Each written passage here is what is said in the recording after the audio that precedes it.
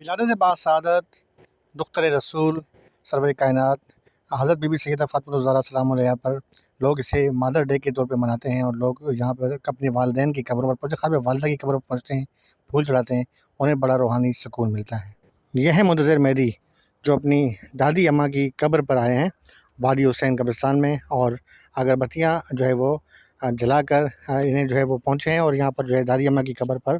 جو ہے وہ پھول بھی انہوں نے گلاب کے پھول بھی چڑھائے ہیں، دعا بھی مانگیں گے اور اگربتیاں جو ہے وہ جلا رہے ہیں۔ جب دادی اماں کی قبر پر آئے تو جو ساتھ کی جو قبریں ہیں وادی حسین میں، وہاں پر بھی اگربتیاں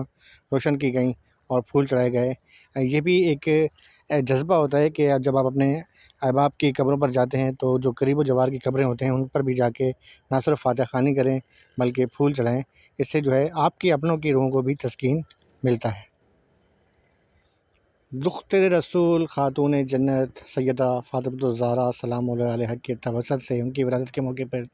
ہماری دعا ہے کہ تمام افراد جن کی والدین زندہ ہیں، بالخصوص مائیں زندہ ہیں، اللہ ان کی حیاتی کرے، اور جن کی دنیا میں نہیں ہیں ان کو جنت الفردوس میں اعلیٰ مقام عطا فرمائے۔ جنت میں فاطمہ کی کنیزیں جہاں رہیں، یا رب میری دعا ہے میری ماں وہی رہے۔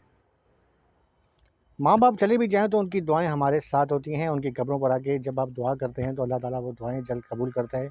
آج جو کہ خاتون جنت سیدہ فاطمہ الزہرا سلام علیہا ابن خاتم الانبیاء حضرت محمد صلی اللہ علیہ وسلم کی پیاری بیٹی کا آج ولادت کا دن ہے، اسی حوالے سے ہماری دعائیں کہ تمام اللہ تعالیٰ تمام کی جو والدین جو دوست ہیں احباب ہیں انہیں